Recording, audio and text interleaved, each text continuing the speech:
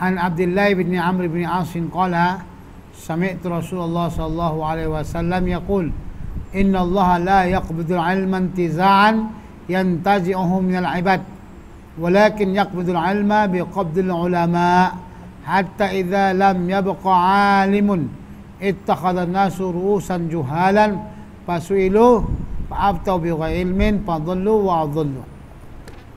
Daripada Abdullah bin Amr bin As radhiyallahu anhuma, aku mendengar Rasulullah SAW berkata, sesungguhnya Allah tidak akan menghapuskan ilmu pengetahuan dengan cara mencabutnya secara gus.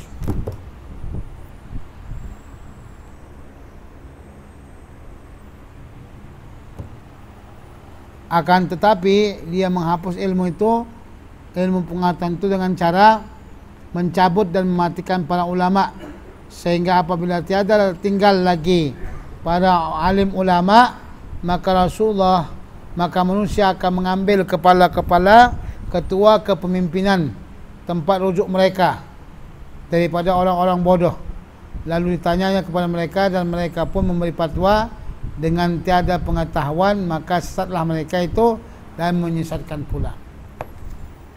Dalam riwayat yang lain Rasulullah mengatakan alamatu sa'ah qillatul ilmi.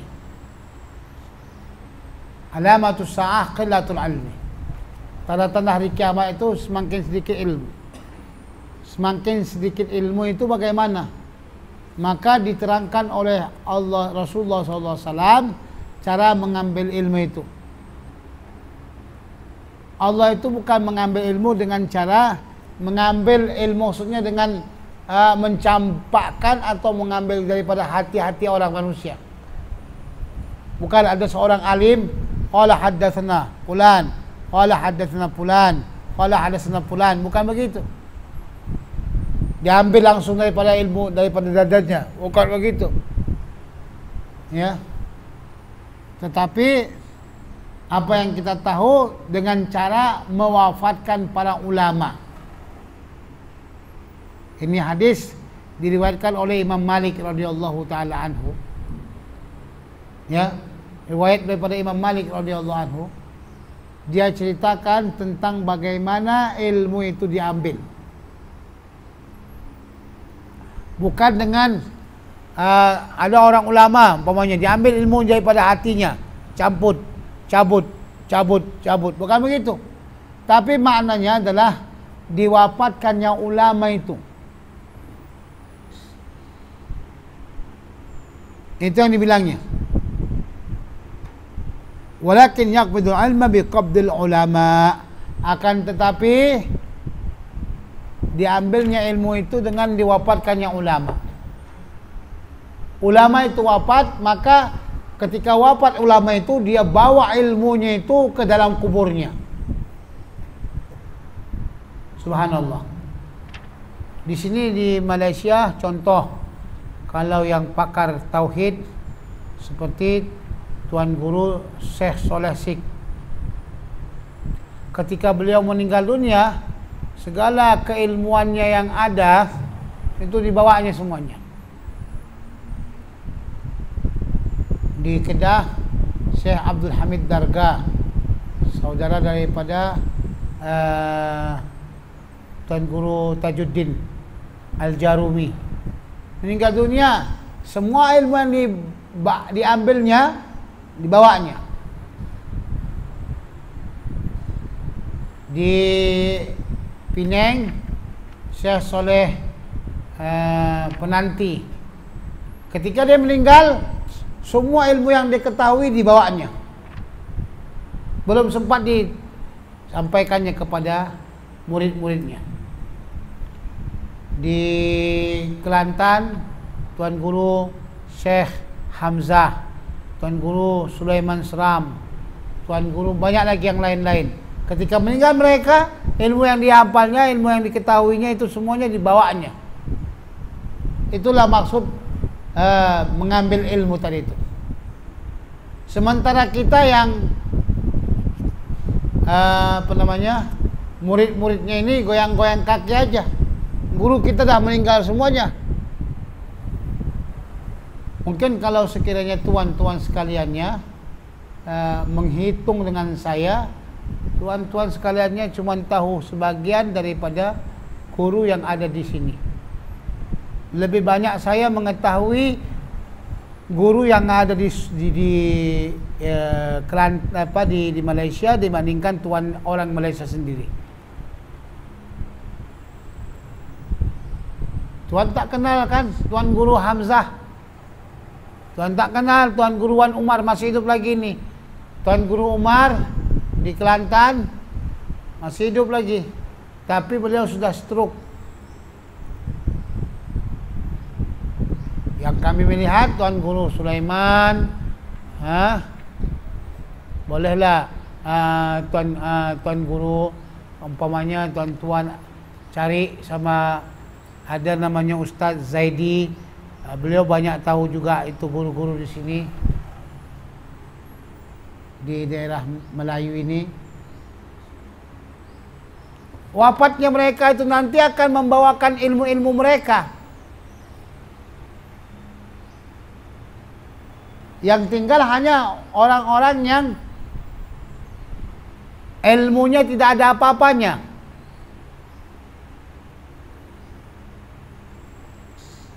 Saya masih ingat lagi dengan Tuan Guru Syekh Soleh Sik, waktu saya belajar ngajar kitab Tauhid di Sik. Itu pakar Tauhid. Jadi banyak masalah-masalah Tauhid yang beliau kenal dan beliau pahami, dibawanya ke dalam kuburnya. Ilmu-ilmu yang mereka bawa ini, mereka bawa ke dalam kubur. Macam seperti ini. Saya punya syekh namanya Syekh Husni Tamrin. Ratusan hadis dia riwayatkan daripada Syekh Yasin Padangi. Ratusan hadis musalsal beliau riwayatkan daripada Syekh Yasin Padang. Ketika beliau meninggal dunia, beliau bawa semuanya ilmunya itu. Hanya sebagian saja yang saya dengar. Musalsal, jentik telinga, jentik hidung, pakai kopi koboi, musalsal takbir waktu Al-Quran, hanya sebagian saja. Padahal saya sudah banyak duduk sama beliau.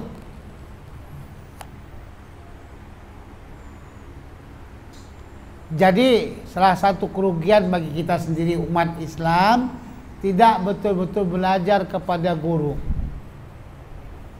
Padahal guru-guru itu masih ada lagi, masih hidup lagi. Di Kelantan masih hidup sebagian, di Kedah masih hidup sebagian, ya. Macam inilah. Kitab ini saya meriwayatkannya dan saya baca kepada guru saya Saharuddin Al-Mandili, yang mana beliau membaca kepada Syekh Abdul Qadir Al-Mandili. Syekh Abdul Qadir Al-Mandili membacanya kepada syekhnya Syekh Ali Hussein Al-Maliki. Jadi guru saya Syekh Saharuddin ini meninggal dunia. Ketika meninggal dunia, dia bawa semua ilmu dia. Demikian juga saya nantinya. Bila saya sudah meninggal dunia, apa yang saya kumpulkan akan saya bawa ke kuburan saya. Kalau tidak ada murid saya yang ihtimam, perhatian terhadap apa yang saya kumpulkan.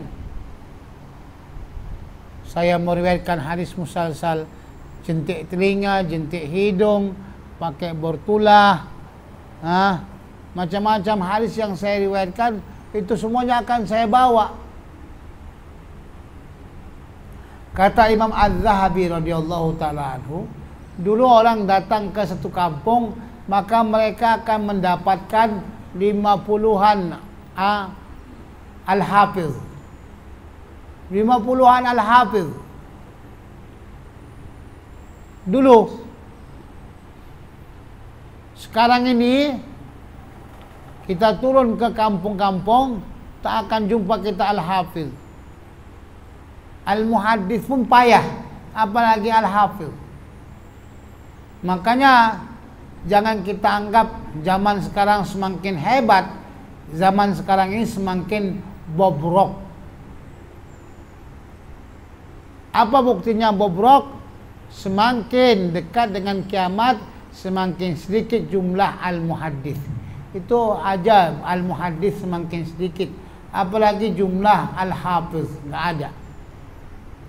Al-hafiz yang terakhir adalah Al-Hafiz Ahmad Siddiq Al-Ghumari tahun 1340 Hijriah. 1380 Hijriah. Beliau meninggal dunia.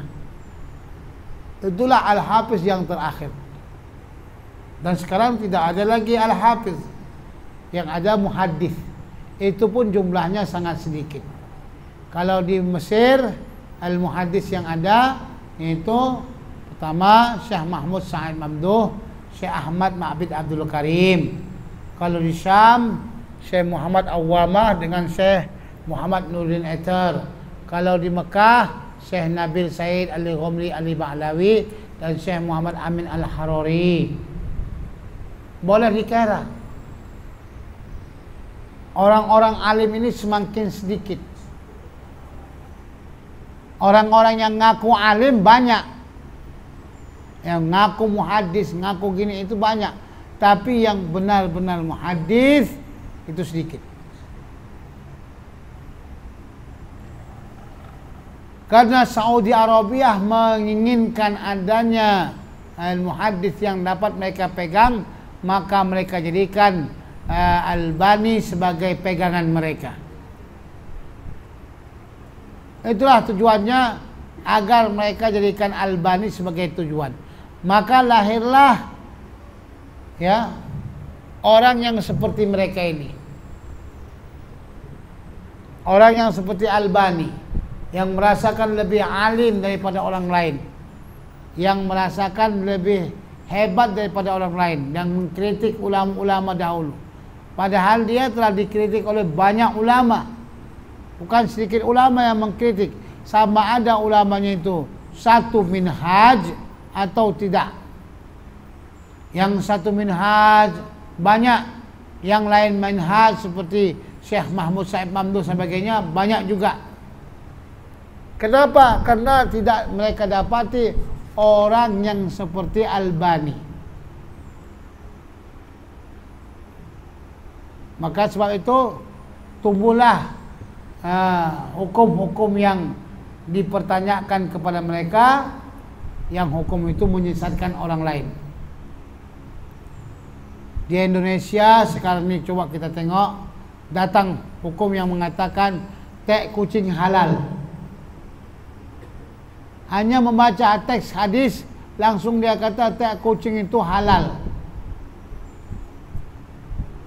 Padahal hadis yang dia baca itu bukan itu maknanya, bukan itu maksudnya. Ada yang mengatakan buaya halal. Semenjak buaya dikatakan halal, semakin susah buaya. Apalagi di Sarawak kan. Maka terbitlah pemahaman-pemahaman yang salah karena wafatnya ulama-ulama itu. Yang kecil-kecil tak mau belajar. Udah meninggal dunia baru menangis. Dulu di Malaysia ini, kalau kita boleh nak kata, berapa banyak ulama-ulama di Malaysia, di Kelantan, ya Allah. Saya saja mendapatkan Kelantan 20 ulama yang alim-alim di Kelantan. Saya tulis biografi mereka. Yang nulisnya orang bukan Kelantan. Mana Kelantan? Mana Malaysia? Kalau tidak kita yang ihtimam, siapa lagi? Di Malaysia ni masih ada lagi seperti Syekh Yahya, Tuan Guru apa lagi? di Kedah, Tuan Guru Datuk apa namanya? Ada yang kenal? Yang macam gitulah yang kita ambil ilmunya. Ada Pak Anjang, Tuan Guru Pak Anjang. Boleh kita ambil ilmunya itu. Kalau meninggal baru kita nangis. Apa gunanya menangis? Kalau meninggal nangis. Bukannya lama lagi. Orang tua kita itu sudah tua, dah uzur dah. Duduk aja berkhidmat sama dia, di hari-hari akhirnya dapat ilmu, insyaallah ta'ala biiznillah. Tapi kalau kita sudah tidak lagi ihtimam dengan tu, payahlah ya. Maka dulu di Ceras ada Tuan Guru Tamatan Mekah di Ceras. Dulu beliau di Jakib. Selalu saya datang sana dan membaca kitab kepada beliau. Karena kalau bagaimanapun saya, kalau mendapat waktu, saya tidak akan diam. Saya akan bacakan kitab sama guru-guru. Nah itu. Kenapa?